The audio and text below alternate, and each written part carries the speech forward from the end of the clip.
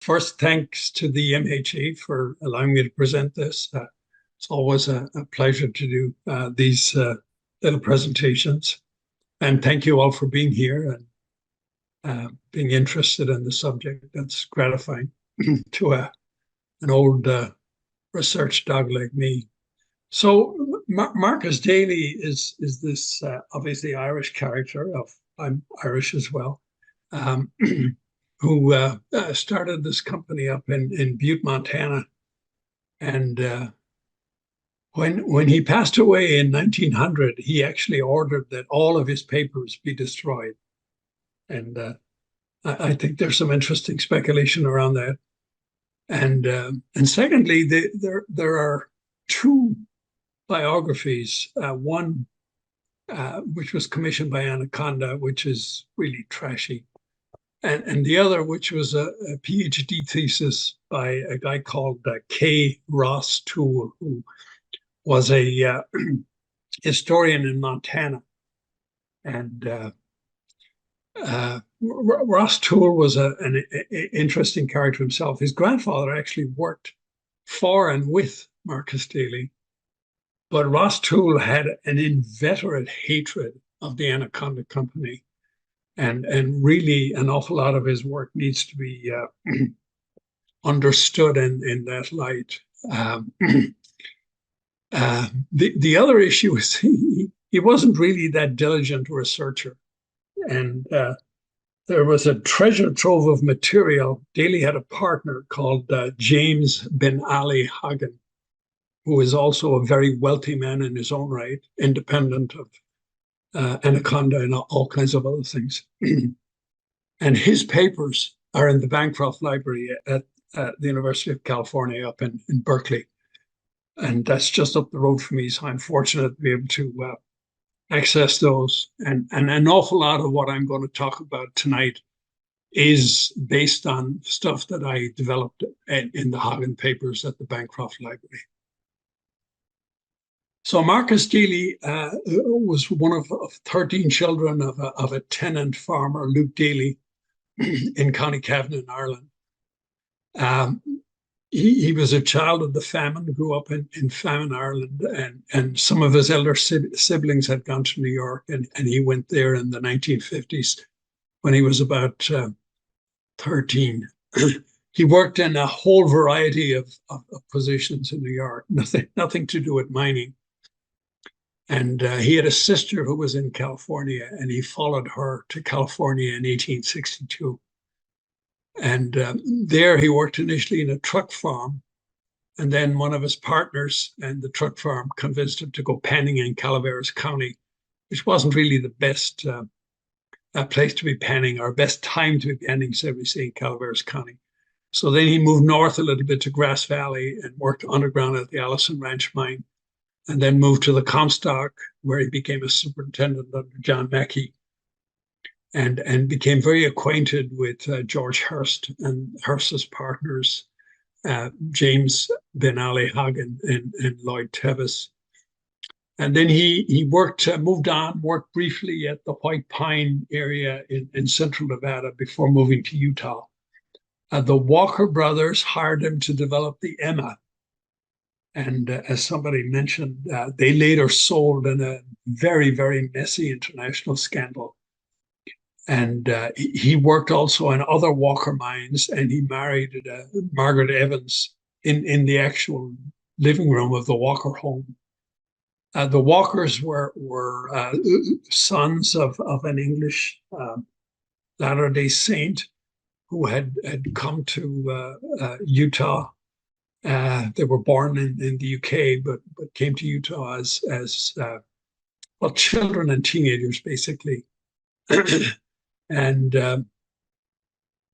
they engaged in mining, which Brigham Young wasn't particularly enamored about, but they fell out with Brigham Young and were actually excommunicated from the Mormon Church.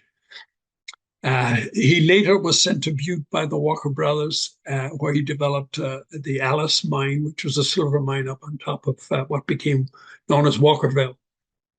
And then in 1880, when the Walkers took the Alice public, uh, Daly actually was very nervous because of the Emma scandal associated with that and his association with that. And he took a buyout and basically left the Walker brothers' employ. The pictures there on the right, that's the church in County Cavan that he would have attended as a child. That's John Mackey statue in Reno outside the Mackey School of Mines. And that's a picture of the Walker brothers on the bottom. So the myths really began early. One of the first ones was that Daly became interested in copper as a result of her friendship with Charles Meader, who is pictured on top there. He was a Butte smelting pioneer.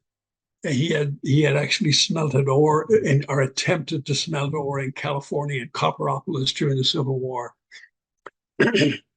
And people said this was a way to separate himself from the Walker brothers. But Daly actually purchased the Anaconda as a silver property and was actually building a silver extraction mill in 81, 82 when he hit rich copper veins. And people who are familiar with Butte will understand the whole concept of, initially gold and then silver. And then as you get deeper into the body of ore, it's copper in the middle. that wouldn't have been a surprise. The reality was that Meader's smelter was a terrible failure, and he was associated with a very capable bunch of Germans by the name of the Lewis-owned brothers. And they brought in Saxon engineers to build a proper smelter in Butte in 1879. And they were really the first people to build a successful smelter in Butte. They were before Daly. Almost all the Butte mines had some copper, but only the Lewis-owned brothers initially were mining it as a primary material. For instance, William Andrews Clark, who we hear about, was mining primarily for silver and gold, and copper to him was a byproduct. The next myth is that Daly could not convince the Walkers to invest in copper, and they regretted that for the rest of their lives. This is not true at all. The Walkers had seen numerous smelters built in Utah in the 1870s, and almost every one were failures. So they really had no interest in a venture that would require the building of a smelter.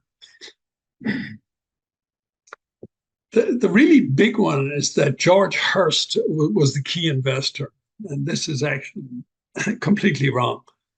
By 1882, Hearst was much more interested in politics. He was pursuing a Senate seat, using his San Francisco newspaper and his son, William Randolph, to promote him. The key man was James bin Ali Hagen. He's pictured there on the right. And Hearst and Tevis were bin Hagen's partners. The interesting thing, and one that I don't fully understand, I've read a few biographies and there's no clarity in it at all, is how Hagen came to appreciate copper and understand the future of copper in 1881, 82, when Daly introduced him to it. But the reality is the man gained an amazing mastery of its potential. And he was up there fighting with Agassiz in Michigan and the various entities at the London Metal Exchange and all of the other huge traders of the time, the Rothschilds and Metallgesellschaft in Germany. And he just reveled in challenging and jousting with those people over the next 20 years. So one of them is that the Butte Miners Union really went easy on Marcus Daly because he was Irish, and that's absolutely false. The first strike the Butte Miners actually called was in 1878. When Daly hit water at the underground mine and he had to install some expensive pumps, which increased his cost of doing business. So he cut the underground miner rates from $3.50 to $3 a day. And the miners walked out, and Daly had to restore the rate after a 6-week stoppage. But, and this is a very important but, unlike many other mining moguls of the era, Daly respected the miners' right to organize, and he negotiated with them. The union trusted him implicitly. And after he died, his members commissioned the statue that was on one of the previous slides there. He did have one other strike. The smeltermen in 1898 in the Anaconda smelter struck over rates and working conditions. And he settled it primarily on working conditions and doing some changes to the environment of the smelter. But those were the limits of his jousts with the union in a negative sense. This is the really big one. The San Francisco Syndicate, that being Hagen, Hearst, and Tevin, basically gave him an unlimited checkbook to build smelters. And I'm not sure that this is cited in a number of sources, perhaps by Daly associates to intimidate local rivals. But in the Bancroft Library, there are detailed financial analysis that were provided by potential London investors that did one in 1890 and the other in 1896. And they did an analysis of the whole Anaconda business from inception to that time. And both came to the same conclusion, that all capital employed to build the smelters and the mines was internally generated from ore and product sales. The total upfront investment by the San Francisco Syndicate was somewhere between 300 and 600,000. And even this, along with Daly's initial 100,000, may very well have been paid back out of receipts. That's not clear from the analysis or the records I've been able to actually see in the Bancroft Library. During the capital campaign and some of the political campaigns that went on up there, it was reported that Daly was a bigoted Catholic Irish zealot. And by Irish zealot, I mean he promoted Irish nationalist causes, which at the time were promoting revolution from England. Ireland was part of the United Kingdom at the time. And they also imported thousands of Irish to vote illegally in elections. And there was an organization called the EPA, initially called the American Protective Association, later called the American Protestant Association, which was kind of like a know-nothing group that appeared in the mid-1890s during a recession to push back against immigration. And they pushed this prominently. And when William Andrews Clark promoted Helena during that election, he appeared to have promoted that as well. Daly was married to Margaret Evans. She was a Protestant. They were married in a civil ceremony. And he was not a particularly religious man. He never recruited workers in Ireland. Most of his Irish miners came from other US states, Michigan, Pennsylvania, Colorado, wherever. But he did recruit smelter workers in Swansea, and he recruited engineers in Saxony and Germany.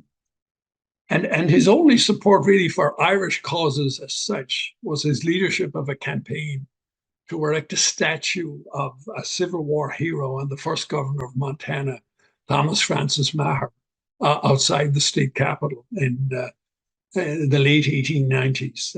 That's a picture of the statue there outside the Montana state capitol. It's still there.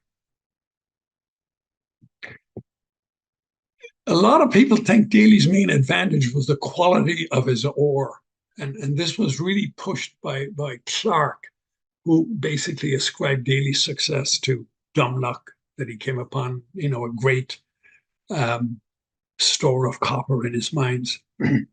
But the reality is Daly had constant problems in his mines, and especially at depth, because the Daly mines were very high in pyrite. And the pyrite was one of these very reactive pyrites that rapidly oxidizes when it's exposed.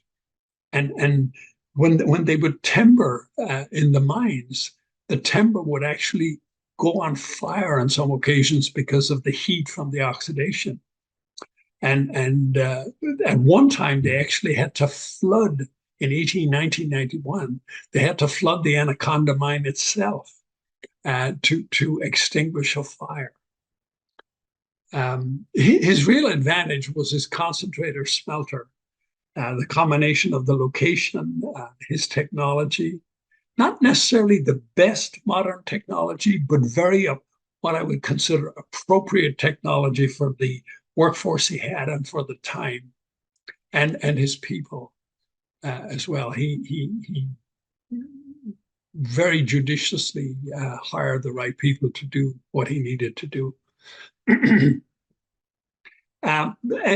In actuality, during the shutdown of his mines in 1991, because his smelter was so efficient, he was able to buy ore in competition with the Clarks and the Lewsons and smelt at Anaconda and make money for Anaconda during that period. and his technology and the way he ran his smelters and concentrators is even more impressive when you consider that Clarks and the Lewisons had 3 to 4 year head starts on him. And they were employing also the best, Cornish, Welsh, and Saxon technical talent. The big thing that Daly and the probably disappointment in his life was the Anaconda Capital Campaign. When they put the smelter in Anaconda, Hagen and Daly also laid out a city and built this very beautiful period hotel at the Montana Hotel. But it was a business venture. This wasn't Daly's hotel. This was a business venture for Daly and Hagen. And it was set up actually as a non-profit subsidiary of the Anaconda Copper entity. And getting Anaconda named state capital would obviously have enhanced the value.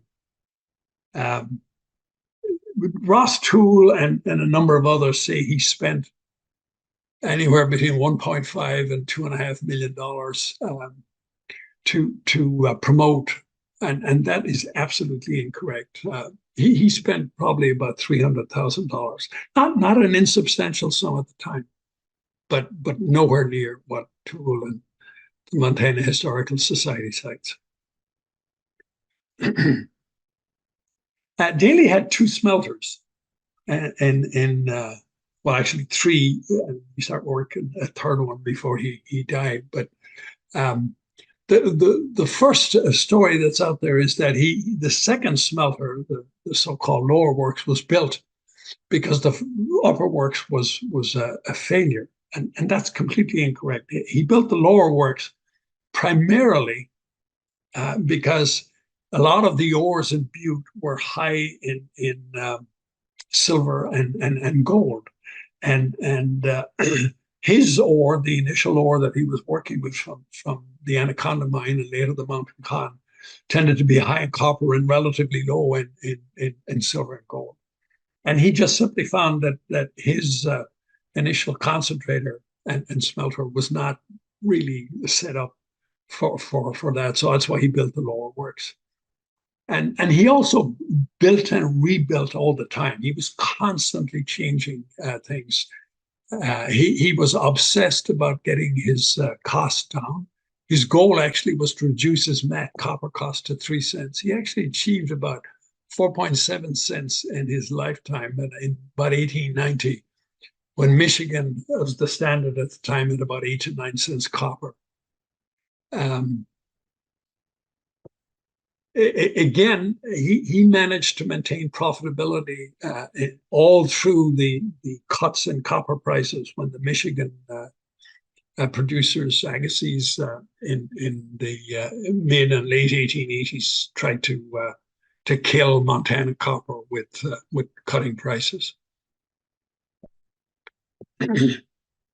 This last one here is that he made a fortune in enterprises which supplied Anaconda with timber, coal, power, and foundry products.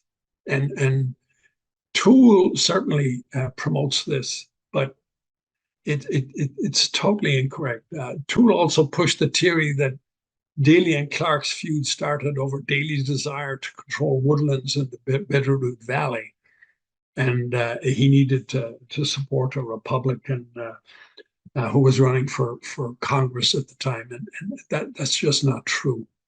All of the subsidiary operations, the Anaconda Town site, the lumber companies, the coal companies, the Tuttle Foundry, the power companies, they were all set up as non-profit subsidiaries. And Daly knew that most people in the mining industry made money, as they said, mining the miners. And he was determined that that was not going to happen to him. So he set up all of these companies, had men that he knew well and respected running them. And all were fully incorporated into amalgamated after the buyout in 1899. The Hagen-Hearst-Daly relationships are kind of interesting. And there are a number of Daly letters. He didn't actually write them himself. It was his secretary that wrote them, a beautiful script. They're to Hagen in the Bancroft Library. He is deferential to a fault to Hagen and totally focused on costs and detailed on operations, inventories, successes, and what he was trying to do. And my impression is that Daly feared Hagen, and he feared especially that he would sell the enterprise for too low a price and too soon to realize the full value. And thus that was his focus on costs and goals. Even in letters that were written in 1886 and 87, there's absolutely no mention of Hearst or Tevis. What's interesting is after George Hearst died, there's a letter in there from Phoebe Hearst indicating via her lawyers that she was going to actively manage her husband's interest in Anaconda. In terms of wealth, Daly was not a wealthy man in his lifetime. I've got a picture on top there of Daly's house over in Hamilton, and then Clark's mansion in New York, which cost, by the time he'd finished with it, $7 million. Clark was by far wealthier.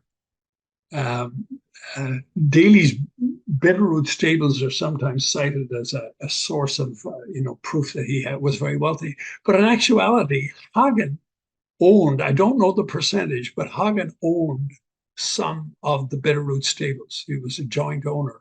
And that's why the Bitterroot stables were liquidated for about $400 within literally a few months of Daly dying. And at his death, Daly's estate, by my estimation, was a little bit less than $10 million. He was, I mean, that was wealthy, but nowhere near what people said that he was worth, like 40 million or whatever. The feud with William Andrews Clark is really a complete myth. Daly himself repeatedly said that the feud was between Clark and Hagen. And Clark had an interesting background. He had taught in Missouri, and he had briefly served, and kind of like Mark Twain, in the Confederate cavalry before coming west. Hagen was from Turkish descent on his mother's side.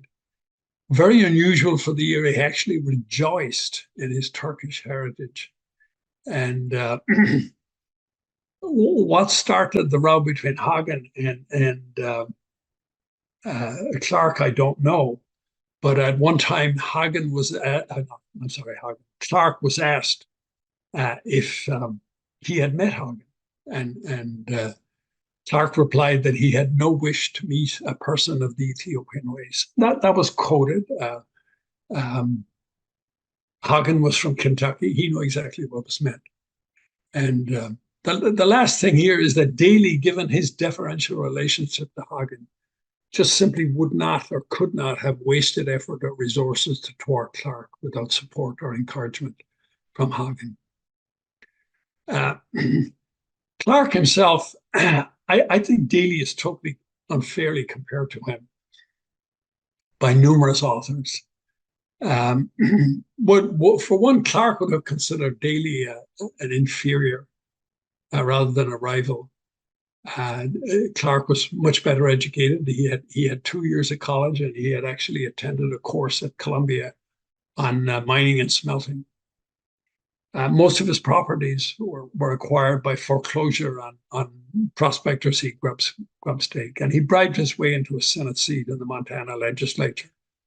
Now, Mark Twain was a man who actually knew Daly for probably 30 years, maybe longer.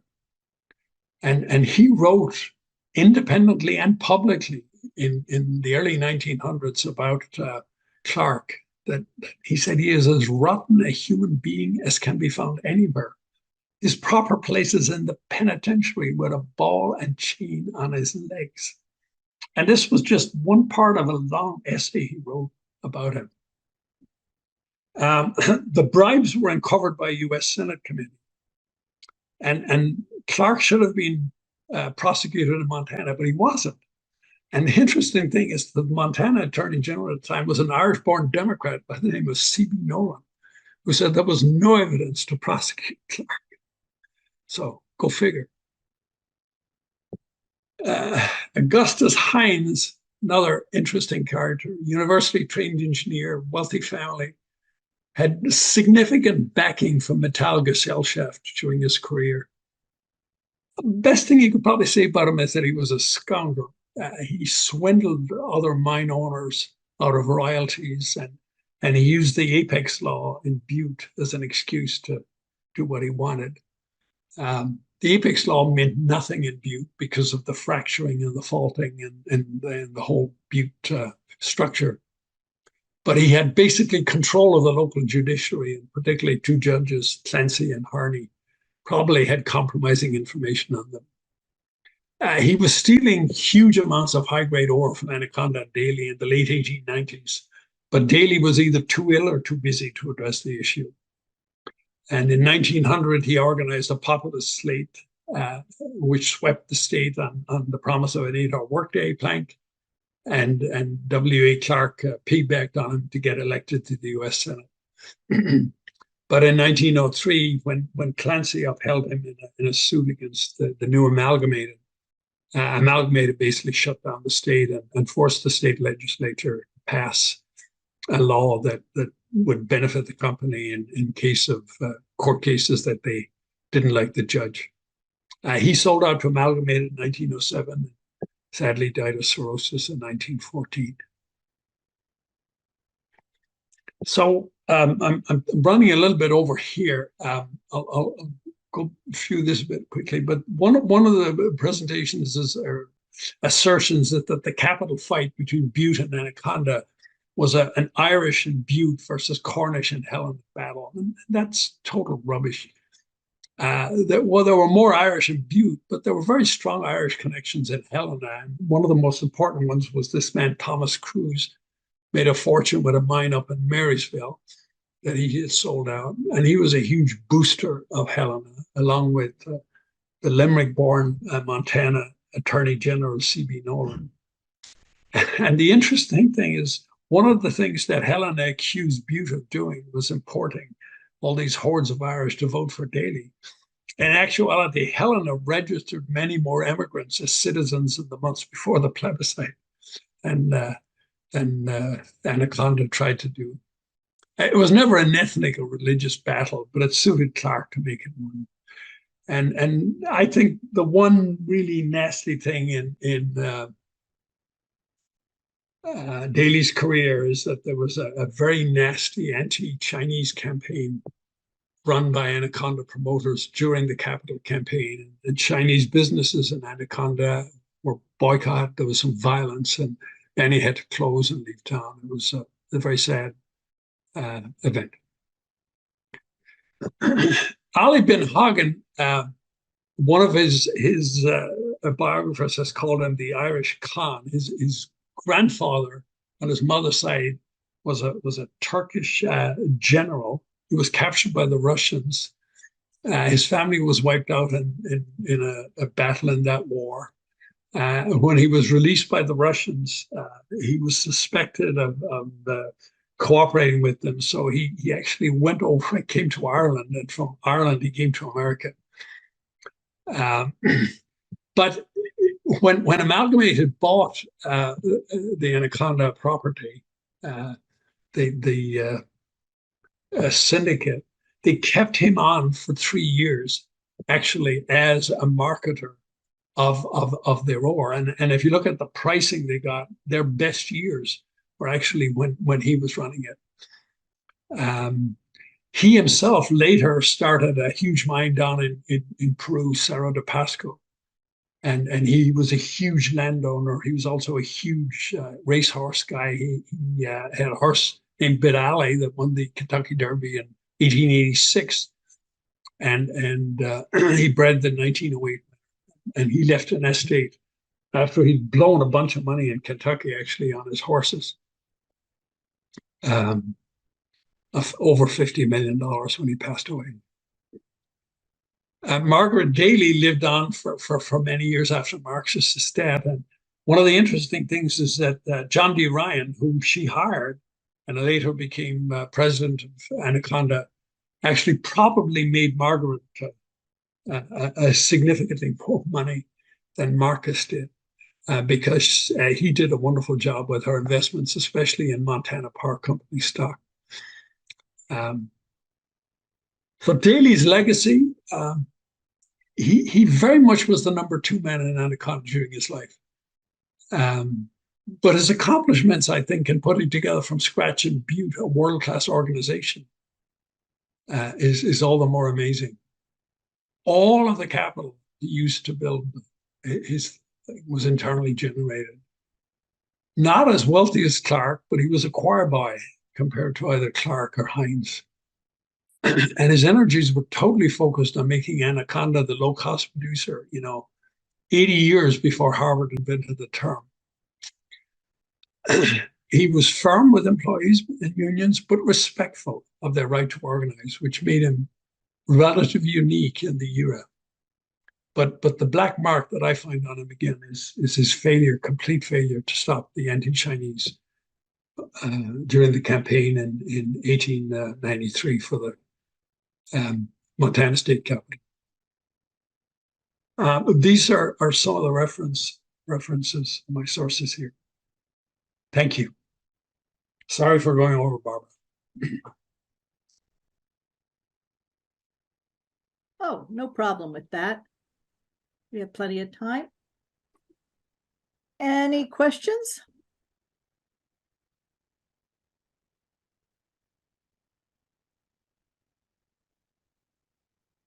I was just going to say that James Benally Hagen was also an investor with Hearst and Lloyd Tevis in the Ontario mine, installing R.C. Chambers as the superintendent there. But James Benally Hagen and Lloyd Tevis were married to sisters. That's correct, from Mississippi. Isn't that interesting? From Natchez, Mississippi. Yes. And when Hagen remarried after his first wife passed away, he remarried the niece of his wife. So, oh my, quite the character. Ben Hagen actually, compared to Daly, he was a ruthless man, and his reputation, both in Cerro de Pasco and when he was managing in the later years the homestake property in South Dakota, right, and his stables in both California and Sacramento and in Kentucky, was not good as an employer. I see. Amen. This is Fred Quevick. Hi, Fred. Great to meet you. You too. I enjoyed that very much. I wanted to dig in a little bit more with your idea about the investment in the Anaconda enterprise in Butte.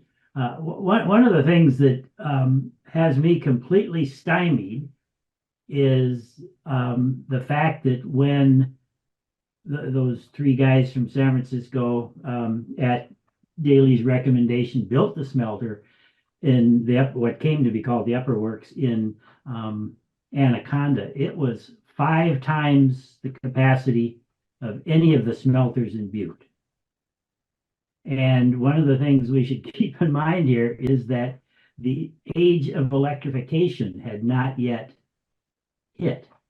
So no one realized what electrification was going to do to the US economy. And that's where eventually the big surge in demand for copper came. But they built a smelter with capacity to treat 500 tons of ore a day. And the largest couple of smelters in Butte were only 100 tons a day. And there were some others that were smaller.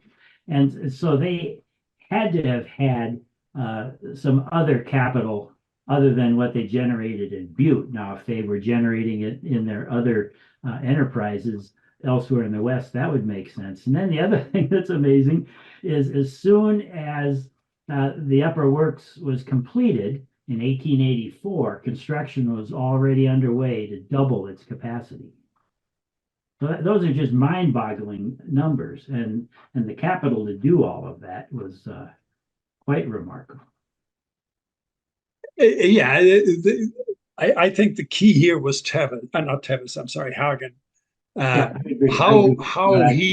How he got an appreciation of copper and its potential again. I do not understand, and in the biographies that I've read, they're not. It's not particularly clear. Well, the people who are writing them, I don't think had any appreciation of what he had done and how he did it. But one of the first things he did was he became very familiar with the Swansea market, and within, I mean, long before the smelter was built, he was shipping rich ore from Butte to Oakland, the port of Oakland, and it was then going down around the Cape to Swansea, and he was getting better prices for that than people were getting for chili bar at the time. So he understood much better than anybody else. Like for instance, at the time, Fred, one of the amazing things, I gave a talk about this about a year ago about copper and the whole fiasco with copper in the 1880s. The guys in Michigan and Agassiz, especially at the time, had an absolutely unique material that was at that time the only material in the world that was good enough for electrical wiring and electrical applications. And they basically wouldn't sell it to the Europeans and especially to the Germans, who were desperate for it. So the Germans were desperately trying to develop the electrolytic separation technology on the crude ores that they had and the ores that they were importing. For some reason, I mean, Hagen understood that what he was producing was nowhere near good enough for them, but he was still able to negotiate around and sell enough matte and high-grade ore to finance those smelters. It's very clear from the financial analysis that was done by the London companies. I mean, he laid all that out. Cool. One other point, if I may, you're spot on with regard to Marcus Daly being what historians of technology would call a systems builder.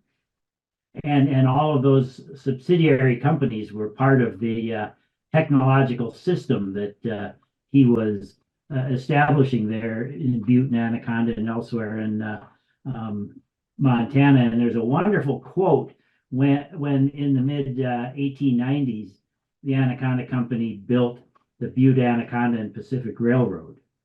And Daly said, this railroad is as much a part of our system as is, and he might have said a head frame in Butte, but some piece of equipment that you use in mining. And he might have said a roasting furnace in Anaconda or something like that. But then making the point that all of these pieces of equipment, including the railroad, were part of the technological system that he was building. Yeah, I mean, amazing. I mean, it was electrified, and he got what was the guy, the Northern Pacific guy, to build it from because he was fighting with the Union Pacific people, and interesting. He was able to work with people very effectively. It's interesting. I've come across stuff in up in the Great Falls coalfield and also down in the Wyoming coalfields about how respected he was in both of those places. Because of the way he would treat workers at times when workers in coal mines simply weren't very well treated. I mean, this was an era of the the terrible anti-Chinese program in Rock Springs, and the whole thing around that with the Union Pacific, and it was not a good era in coal mining, put it that way. But people would speak highly of Daly in both of those places, and there are records to that effect of the positive impact he had.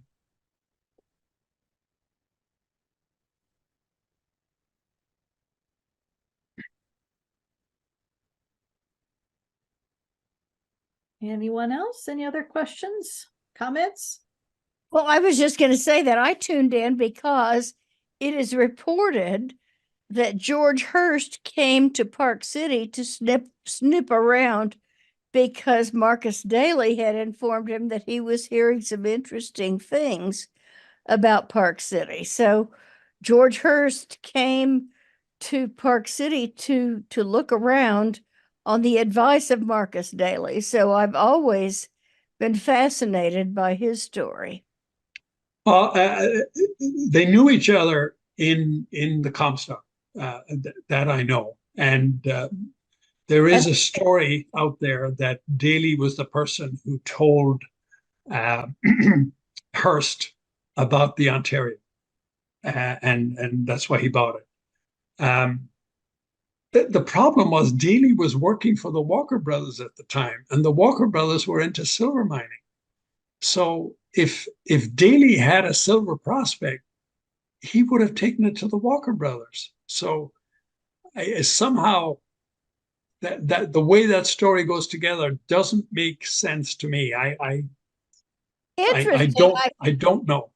I look forward to hearing more from you about that because there are other reports about how George Hearst was informed about silver finds in Park City. So we'll discuss that when you come to Park City. I'm looking forward to it. I can't wait.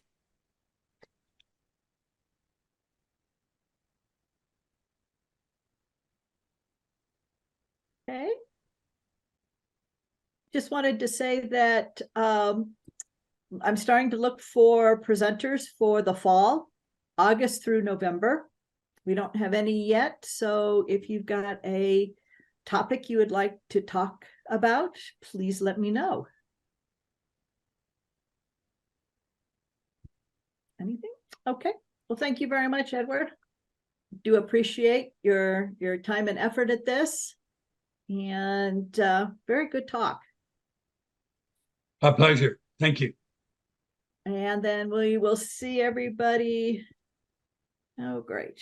Next month is Michael Cass and Southwestern Virginia's historic mining areas along the New River Trail. Look forward to it, Mike. So we've got that coming up May 14th. Thank you, Edward. Thank you, Sally. Okay. Thank you very much. And see you all next month. Bye-bye.